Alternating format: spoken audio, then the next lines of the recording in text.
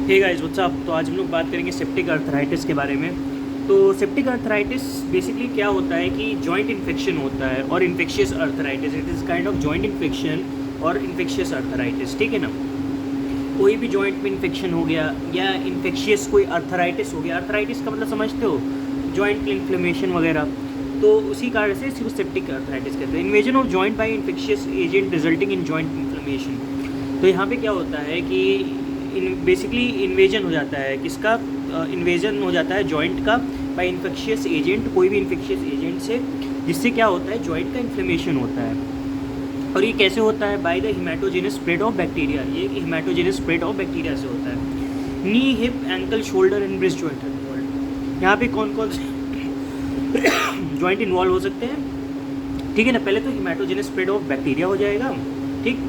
और यहाँ पे कौन कौन से जॉइंट इन्वॉल्व हो सकते हैं? नी हो सकता है, हिप हो सकता है, शोल्डर हो सकता है, ब्रिस्ट जॉइंट इन्वॉल्व हो सकता है, right. Most common in infants and older adults. ये मतलब जिनकी इम्यूनिटी कम होती है, जैसे इन्फेंट्स हो गए या ओल्डर एडल्ट्स हो गए, उनमें एक कॉमन होगा, right. Most serious sequel children is destruction of physis. अब देखो, जॉइंट का इन्फ्लेमेशन हो रहा है तो फाइसिस का हो सकता है, डिस्ट्रक्शन हो जाए तो सबसे ज़्यादा मतलब खतरनाक सीक्वल यही है कि अगर फाइसिस का डिस्ट्रक्शन हो गया तो ऑब्वियसली बोन ग्रोथ नहीं करेगी, और जब बोन ग्रोथ नहीं कर जाएगी तो बच्चा जो है छोटा रह जाएगा या शॉर्टनिंग हो जाएगी लिम्ब की, ठीक है। तो हम ये नहीं होने देना चाहते हैं, right. Immuno compromise state and systemic illness. जैसे देखो, अब इम्यूनो कॉम्प्रोमाइज स्टेट है, यही बात कर रहा था ना कि इन्फेंट और ओल्डर एडल्ट्स में क्यों कॉमन होता है, क्योंकि इनकी इम्यूनिटी कम होती है। और जिन इंसान में ऑब्वियसली वो इम्यूनो कॉम्प्रोमाइज, जैसे कि डायबिटीज़ मेलाइटिस का केस हो गया या एड्स हो गया या कोई भी ऐसी चीज़, अल्कोहलिज्म, सिरोसिस वगैरह हो गई, सिस्टमिक इलनेस कोई हो गई, या उसमें इम्यूनो कॉम्प्रोमाइज स्टेट हो गई, तो उसको सेप्टिक अर्थराइटिस के केसेस ज़्यादा होने के चांसेस रहेंगे, राइट। एटियोलॉजी,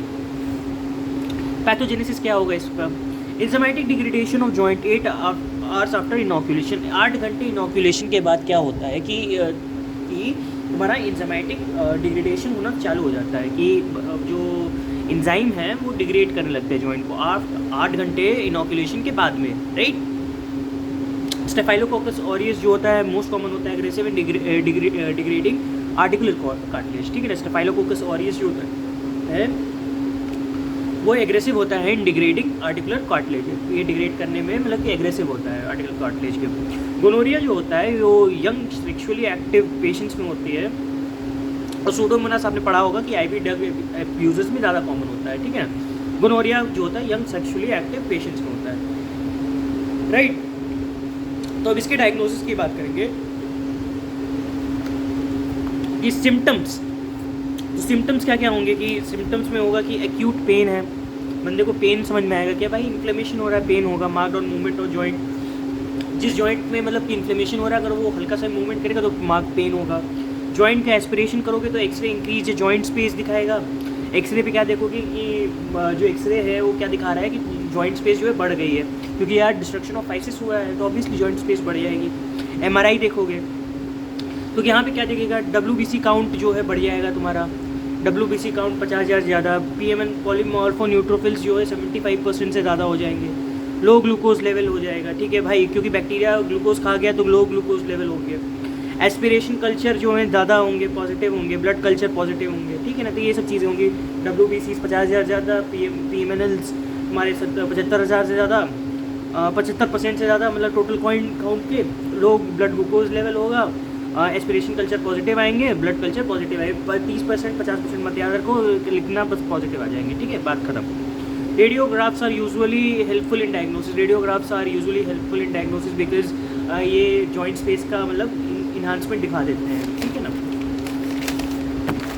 इसके डिफरेंशियल डायग्नोसिस की अगर मैं बात करूँ तो इसके डिफरेंशियल डायग्नोसिस में क्या आएगा, गाउट हो सकता है, सूडो गाउट हो सकता है, रूमेटॉइड अर्थराइटिस हो सकता है, चारकॉट जॉइंट हो सकता है, साइनोवाइटिस ऑफ हिप हो सकता है। क्या क्या हो सकता है? Gout, pseudo gout, rheumatoid arthritis, Charcot joint, synovitis of hip in children, ठीक है ना।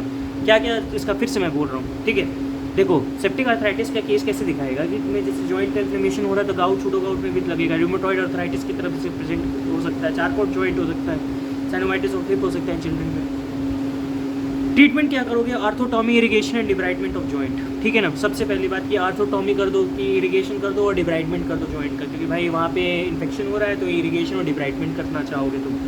Aspiration prior to antibiotic therapy, antibiotic therapy से पहले ही तुम एस्पिरेट करना चाहोगे, बिकॉज पहले जैसे बाद में मान लो कि एस्पिरेट नहीं किया तुमने, एंटीबायोटिक थेरेपी दे दी, एंटीबायोटिक थेरेपी तुमने दे दी, ठीक है, बैक्टीरियल लोड एंटीबायोटिक ने कम कर दिया लेकिन ख़त्म नहीं किया, ठीक है ना, इम्प्रॉपर तुमने एंटीबायोटिक चला दी लेकिन वो ख़त्म नहीं कर पाया प्रॉपरली, बैक्टीरिया एकदम अंदर जाके लॉज हो गया था।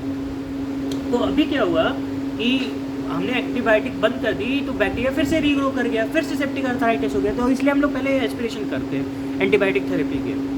अर्ली ड्रेनेज आर्थोस्कोपिक और surgical to prevent damage to cartilaginous structure in children, ठीक है ना, तो अर्ली ड्रेनेज कराना चाहेंगे हम कि भाई तुम्हारा आर्थोस्कोपिक और सर्जिकल ड्रेनेज हम लोग जल्दी कराना चाहेंगे कि हाँ भाई ड्रेनेज अच्छे से हो जाए आर्थोस्कोपिक या surgical to prevent damage to cartilaginous joint, ठीक है, डैमेज हम लोग बचाना चाहेंगे, ठीक है ना, ड्रेनेज करा के।